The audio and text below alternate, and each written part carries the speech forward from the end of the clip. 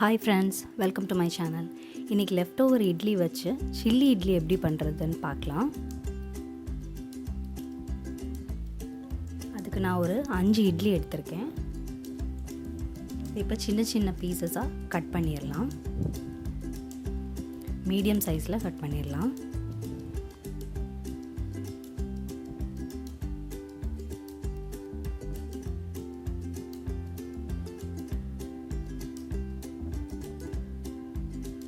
இப்போ எல்லாத்தையுமே கட் பண்ணி வச்சாச்சு.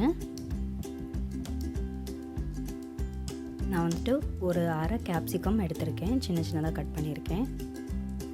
3 பச்சை மிளகா, ஒரு வெங்காயம் சின்ன சின்னதாக கட் பண்ணியிருக்கேன். பூண்டு 1 டீஸ்பூன் அளவுக்கு சின்னதாக கட் பண்ணி வச்சுக்கோங்க.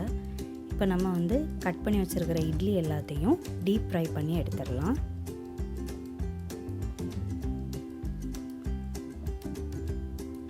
நல்ல கோல்டன் கலர் வர வரைக்கும் நல்லா ஃப்ரை பண்ணி எடுத்துடலாம்.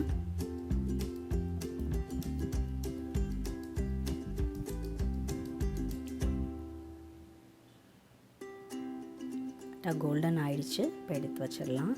இதே மாதிரி எல்லா பீசஸையுமே ஃப்ரை பண்ணி வச்சிட போகிறேன்.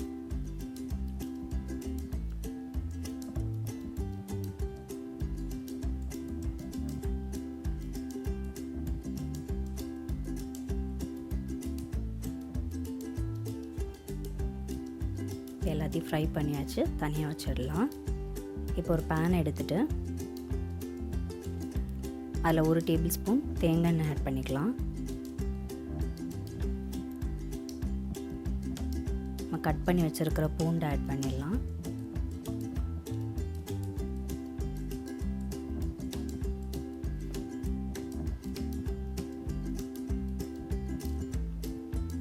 லைட்டாக ஃப்ரை பண்ணதுக்கப்புறமா பச்சை மிளகாவும் கருவேப்பிலை இலையும் சேர்த்துக்கிட்டோம்.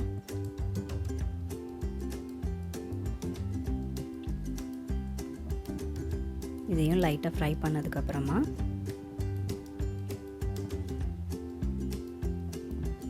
நம்ம கட் பண்ணி வச்சுருக்கிற வெங்காயத்தை ஆட் பண்ணிடலாம்.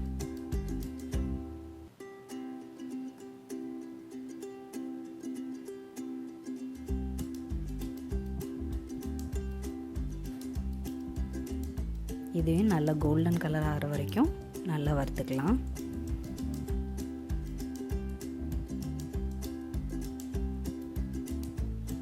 டேஸ்ட்டுக்கு தக்கன உப்பு ஆட் பண்ணிக்கோங்க.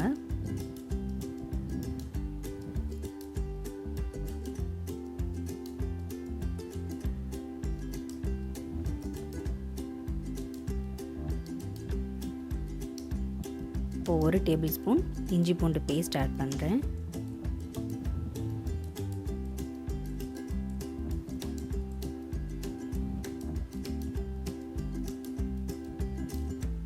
இது லைட்டாக வசக்குனதுக்கப்புறமா அதோட பச்சை வாசம் போகிற வரை வசக்குனதுக்கப்புறமா கேப்சிகம் ஆட் பண்ணிடலாம். இதையும் ஒரு 1 நிமிஷம் நல்லா வசக்கிக்கலாம்.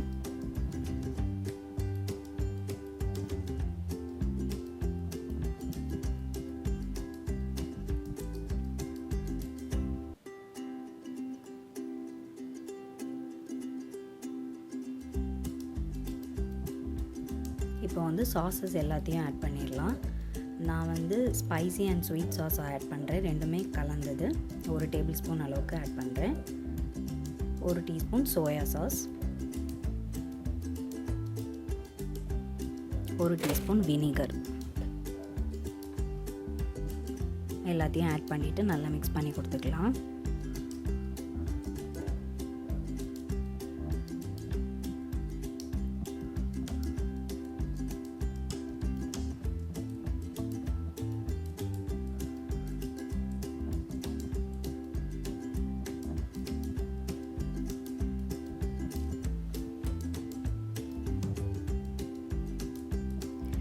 ஒரு டீஸ்பூன் அளவுக்கு டொமேட்டோ கெச்சப் ஆட் பண்ணுறேன்.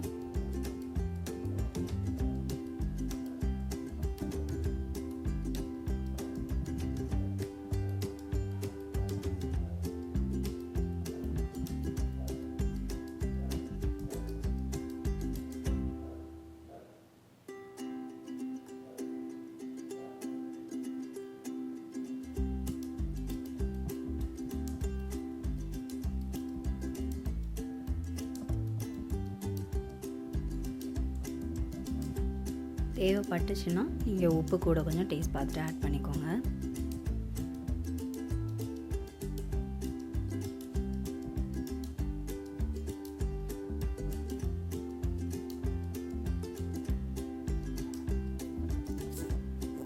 எல்லாத்தையும் நல்லா வதக்கினதுக்கப்புறமா நம்ம ஃப்ரை பண்ணி வச்சுருக்கிற இட்லியை ஆட் பண்ணிடலாம். ஆட் பண்ணி நல்லா இதுக்கு வந்து மசாலா கூட நல்லா மிக்ஸ் பண்ணிக்கலாம். ஒரு 2-3 நிமிஷம் நல்லா இதை வந்து கலந்து விட்டுக்கணும்.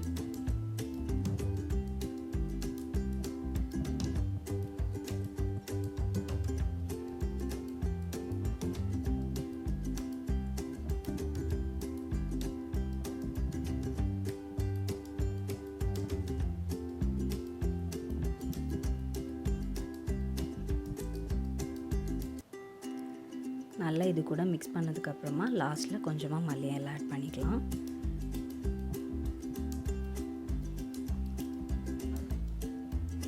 அவ்வளோதாங்க, லைட்டாக மிக்ஸ் பண்ணி கொடுத்துட்டு நம்ம சுவிட்ச் ஆஃப் பண்ணிடலாம். ரொம்ப சூப்பராக சில்லி இட்லி ரெடி ஆயிடுச்சு. இந்த ரெசிபி பிடிச்சிருந்ததுன்னா நீங்களும் ட்ரை பண்ணி பாருங்கள். தேங்க்யூ.